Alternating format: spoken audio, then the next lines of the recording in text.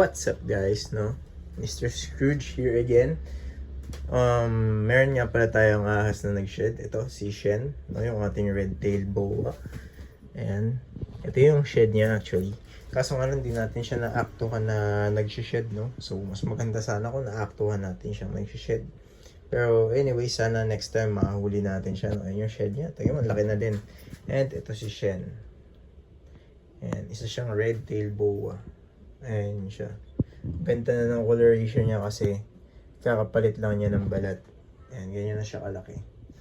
Pero actually, magkasunod sila halos nag-shed. Una, itong si Peaches. Ayan, siya yung unang nag-shed. Ito yung shed ni Peaches. Then, sumunod itong si Shen. Tapos, ito naman si Mango. Si Mango pre-shed din yan, no? So, I think, ilang araw, maybe 3 days na lang, no? Mag-shed na siya. Kasi, medyo bumalik na yung kulay niya, no? So, after kasi mamumutla yan sila eh. Tapos, medyo magiging blurry yung vision nila, magiging cloudy yung eyes nila. Tapos, babalik sila sa normal yung coloration nila. Pag bumalik sa normal yung coloration nila, mag-shed na sila nun. So, and bumalik na yung coloration ni Mango. I think, mag-shed na siya, I think, bukas or sa susunod na araw, no? And ito naman si Shen, nag-shed siya ngayon, no? Ngayong araw mismo na to.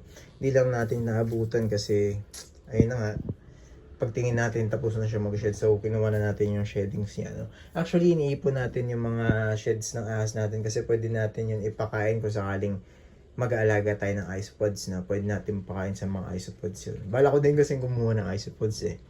So, maganda rin kasi alagaan yun. Meron ako dating ganun kaso kailangan alaga tayo sa humidity doon. Hindi pwedeng maging dry substrate nun. Kaya, tinigil ko rin pag-aalaga nun. So, anyways, ayun lang, pinakita ko lang siya na nag-shed, no? Update lang sa kanya. And soon, kuha tayo isopods or maybe centipede. I think maganda rin mag-take down mga centipede, no? So, sabi lang kayo kung kuha tayo nun. So, hanggang dito lang guys for today's video. And thanks for watching. Bye-bye!